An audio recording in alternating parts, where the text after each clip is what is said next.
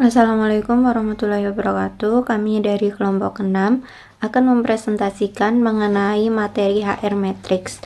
Sebelumnya, perkenalkan anggota dari kelompok 6 yang terdiri dari saya, Lisa Saputri. Selanjutnya ada Anugrahini Wulan Cahya, Vinda Putri Pramudita, Kresentia Putri, dan Afifah Lutfiati. Yang pertama ada latar belakang. Manajemen SDM semakin berkembang dan berevolusi. Dulu ada bagian yang dikenal dengan personalia, tetapi bukan bagian dari SDM. Bagian ini mengurus terkait personalia yang menekankan pada administrasinya seperti absen, cuti, gaji, dan lainnya. Seiring berjalannya waktu, personalia bertransformasi menjadi bagian dari SDM yang juga mengarah pada pengelolaan SDM yang menjadi salah satu sumber daya perusahaan atau organisasi. Lalu berkembang menjadi konsep SDM sebagai model manusia atau human capital. Saat ini pengelolaan SDM menjadi semakin strategis bagi keberhasilan perusahaan, yang kemudian dikenal dengan strategic human research. Dalam perspektif tersebut, departemen atau divisi SDM tak lagi dipandang sebagai unsur penunjang dalam keberhasilan perusahaan, melainkan sebagai bagian penting atau merupakan tangan kanan dari manajemen puncak. Selanjutnya yaitu presentase waktu yang dihabiskan profesional SDM. Presentase waktu yang dihabiskan untuk memelihara catatan seperti mengumpulkan, melacak, dan memelihara data karyawan. Pada 5-7 tahun yang lalu, waktu yang dihabiskan profesional SDM sebesar 25,9, tetapi pada saat ini hanya 13,2. Selanjutnya ada audit dan pengendalian, seperti memastikan kepatuhan terhadap operasi internal, peraturan dan persyaratan hukum dan serikat pekerja. Waktu yang dihabiskan profesional SDM pada 5-7 tahun yang lalu yaitu sebesar 14,8, tetapi pada saat ini hanya 13,3. Selanjutnya ada menyediakan layanan SDM, seperti membantu pelaksanaan dan administrasi SDM. Waktu yang dihabiskan profesional SDM sebesar 36,4 dan pada saat ini 32. Selanjutnya menjadi sistem dan praktik SDM, seperti merancang program, kebijakan, dan sistem pendukung SDM. Waktu yang dihabiskan profesional SDM selama 5-7 tahun yang lalu yaitu 12,6 dan pada saat ini 18,1. Yang terakhir berperan sebagai mitra bisnis strategis atau berperan sebagai anggota tim manajemen terlibat dalam perencanaan SDM strategis, desain organisasi, dan perubahan strategi. Waktu yang dihabiskan profesional SDM selama 5-7 tahun yang lalu yaitu 9,6, pada saat ini yaitu 23,5. Baik, untuk yang selanjutnya, pergeseran perspektif atau paradigma tersebut tentu diikuti oleh perubahan sikap dan perilaku dalam mengelola SDM. Dulu ada lelucon yang mengatakan bahwa yang paling enak bekerja di bagian SDM karena tidak ada target dan kinerjanya pun sulit, tidak terukur. Berbeda dengan bidang pemasaran atau produksi yang output kinerjanya jelas terukur. Namun saat ini hal tersebut juga berlaku pada bidang SDM. Bidang ini diharuskan dapat memberi bukti jika keberadaannya memberikan manfaat atau benefit lebih besar daripada dengan biaya atau kos yang harus dikeluarkan oleh perusahaan. Maka dari itu diperlukan beberapa indikator atau ukuran yang bisa menilai sejauh mana efektivitas dan efisiensi Departemen SDM. Baik, yang selanjutnya ada pergeseran paradigma dalam manajemen SDM. Yang pertama ada kontrol, yaitu maintaining compliance and control of management process, yang artinya menjaga kepatuhan dan pengendalian dari proses manajemen. Lalu yang kedua ada providing effective service atau menyediakan layanan yang efektif. Yang ketiga ada focus on improving organization decision atau yang artinya berfokus pada peningkatan keputusan dari organisasi tersebut. Yang selanjutnya ada jenis HR Matrix. Ukuran yang tersedia untuk mengevaluasi keberhasilan pengelolaan SDM ada yang pertama, mencapai tujuan strategi bisnis, 2. Mencapai target strategis, yang selanjutnya sejauh mana SDM memiliki keterampilan untuk mengeksekusi strategi, Lalu sejauh mana SDM memahami strategi dan apakah budaya perusahaan mendukung eksekusi strategi? Yang selanjutnya keberhasilan investasi SDM. Lalu sejauh mana praktek manajemen SDM terintegrasi dengan strategi bisnis? Dan yang terakhir sejauh mana praktek dan kebijakan manajemen SDM didesain dan diimplementasikan. Baik, yang selanjutnya ada dua tabel. Yang sebelah kiri ada tabel ukuran keberhasilan SDM dalam mencapai tujuan strategi bisnis. Saya akan menjelaskan 2 poin. Yang pertama ada average price premium versus competition, yang artinya harga rata-rata premium versus persaingan. Yang kedua ada customer service representation ratings by secret shoppers, yang artinya peringkat representasi layanan pelanggan oleh pembeli rahasia. Untuk tabel yang sebelah kanan ada ukuran konsistensi sikap manajemen dan SDM dalam mencapai target strategis. Di sini juga saya akan menjelaskan 2 poin. Yang pertama, employee turnover by performance level and by controllability, yang artinya pengurangan karyawan berdasarkan tingkat kinerja dan kemampuan kontrol. Lalu yang kedua ada knowledge sharing of best practice, atau yang artinya berbagi pengetahuan tentang praktik yang terbaik. Selanjutnya pada tabel 4.3, yaitu ukuran sejauh mana SDM, khususnya yang menduduki jabatan kunci, memiliki keterampilan untuk mengeksekusi strategi. Beberapa di antaranya adalah bench strength of highly qualified eligibles for all executive openings, extent to which human resource does a true job of pre-acquisition soft asset due to diligence, degree of financial literacy among employees, extent to which human resource leadership is involved early in selection of potential acquisition candidates, employee turnover by performance level and controllability, extent to which the firm shares large amount of business information widely and freely with employees. Selanjutnya tabel 4.4. Sejauh mana SDM memahami strategi dan apakah budaya organisasi mendukung eksekusi strategi? Beberapa di antaranya adalah sebagai berikut.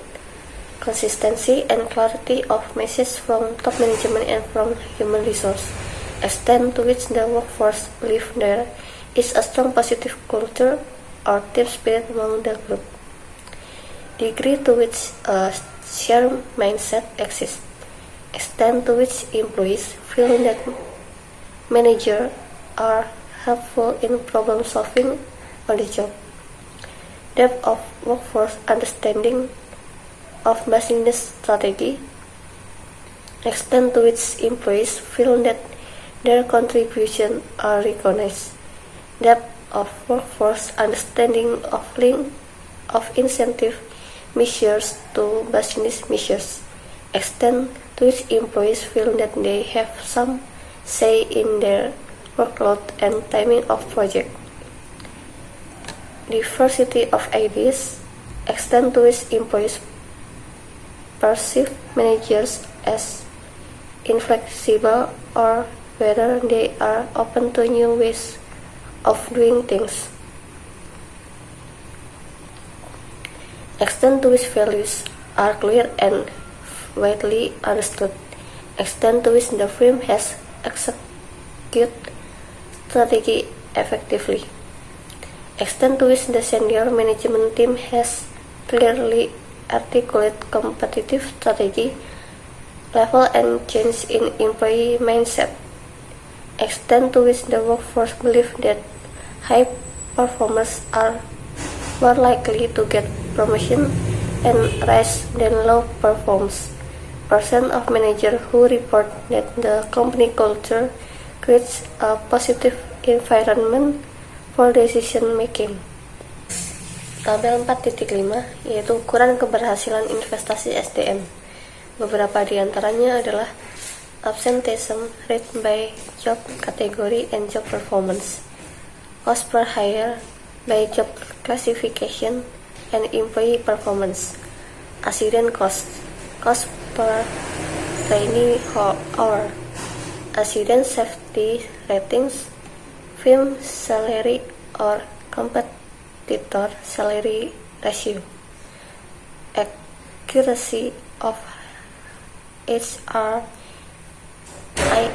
data, attendance, FTA, head count by diversity, representation in human resources, benefits cost per employee, FTE, head count by gender in human resources, cost of human resource related litigation, number of applications per requesting, sourced by quality and by key positions, cost of injuries, cost per grievance, incentive, compensation, differential, low versus high performance, number of stress-related illness, number of days lost to safety incidents, number of training days and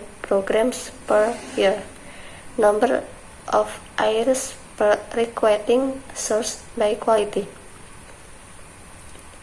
payroll events per employees, number of safety training and awareness activities, people expense or earnings, retention rate of critical human capital, people expense or earnings before people expense, 6 days per full-time equivalent per year, people expense or revenue, speed of salary action processing, percent and number of employees involved in training, time for new program design.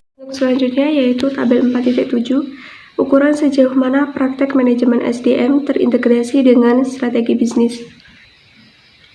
Dari tabel, kita dapat melihat bahwa ukuran tersebut sangat erat terkait dengan bisnis perusahaan, karena mengukur sejauh mana praktek SDM dapat terintegrasi dengan strategi bisnis, di mana dapat kita ringkas beberapa metrik yang dapat digunakan untuk mengukur sejauh mana praktek manajemen SDM terintegrasi dengan strategi bisnis.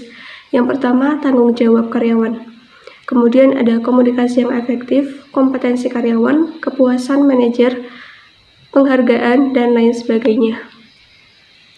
Selanjutnya, tabel 4.8, ukuran sejauh mana praktek dan kebijakan manajemen SDM didesain dan diimplementasikan. Yang pertama, persepsi perlakuan yang adil dan konsisten dari semua karyawan kinerja pelamar yang baru direkrut. Kemudian, persen dari pengeluaran anggaran komunikasi, persentil target perusahaan untuk kompensasi total, jumlah dan ketersediaan diskusi penilaian kinerja per tahun dan prestasi kerja, perbedaan rata-rata dalam penghargaan, pembayaran prestasi antara karyawan berkinerja tinggi dan berkinerja rendah, jumlah kandidat luar biasa untuk setiap lowongan pekerjaan strategis. Dari tabel di atas, kita dapat melihat begitu banyak metrik yang dapat digunakan untuk mengevaluasi efektivitas dan efisiensi keberhasilan pengelolaan SDM di suatu organisasi. Tentu saja, seperti sudah dikemukakan sebelumnya, tidak semua metrik tersebut harus digunakan perusahaan atau organisasi. Perusahaan atau organisasi hanya perlu menggunakan beberapa metrik yang paling signifikan mempengaruhi dan terkait dengan sasaran bisnisnya. Kemudian studi kasus. Kerangka untuk menilai efektivitas metrik SDM dan analitik. Kasus Lembaga Kesehatan Amerika. Institusi perawatan kesehatan Amerika yang diteliti memiliki dua kelompok rekrutmen utama, yaitu kelompok ilmuwan dokter dan kelompok kesehatan sekutu. Satu manajer SDM dan manajer perekrutan berasal dari kelompok ilmuwan dokter, dan satu manajer SDM dan manajer perekrutan berasal dari kelompok kesehatan sekutu. American Healthcare Institution atau disebut AHCI adalah suatu rumah sakit paling terkenal di dunia dengan lebih dari 60.000 karyawan, di mana sekitar 5.000 adalah dokter. Semua manajer yang diwawancari sangat percaya bahwa AHCI telah mampu menerapkan sebagian besar faktor kritis yang diusulkan untuk metrik dan analitik SDM yang efektif. Responden setuju bahwa AHCI telah mencoba yang terbaik untuk memiliki program dan praktik SDM yang efektif, yang juga memerlukan metrik SDM dan praktik analitik yang efektif. Sementara manajer perekrutan yang diwawancarai menyatakan bahwa senior AHCI sangat mendukung upaya apapun yang dapat meningkatkan keberhasilan institusi termasuk metrik dan analitik SDM. Manajer SDM lainnya mencatat bahwa manajer senior sangat berkomitmen dan menunjukkan dukungan kuat untuk metrik SDM dan upaya analitik. Komitmen dan dukungan manajer senior berperan penting dalam memfasilitasi kehadiran sebagian besar faktor penting untuk metrik dan analitik SDM yang efektif. Oleh karena itu, seperti dalam program dan proyek apapun, keberhasilan metrik dan analitik SDM bergantung pada dukungan aktif dari manajer di semua tingkatan. AHCI memiliki teknologi SDM yang layak, yang kondusif untuk memanfaatkan upaya analitik dan metrik SDM. AHCI telah memperkenalkan beberapa teknologi SDM sejak akhir 1990-an. Misalnya saat ini ia menggunakan 3 teknologi berikut untuk metrik dan analitik SDM, yaitu IBM Kenexa, Bracing, SAP SuccessFactors, dan Tableau. Melalui bantuan teknologi SDM yang disebutkan tersebut, AHCI menghasilkan dan melaporkan sebagian besar metrik 17 staff yang juga merupakan metrik terkait efisiensi dan efektivitas. Kasus AHCI menunjukkan bahwa ia telah mampu menerapkan sebagian besar faktor kritis yang pada gilirannya memungkinkannya memiliki metrik SDM dan praktik analitik yang cukup efektif. Berikut referensi dari kelompok kami. Sekian presentasi dari kami. Wassalamualaikum warahmatullahi wabarakatuh.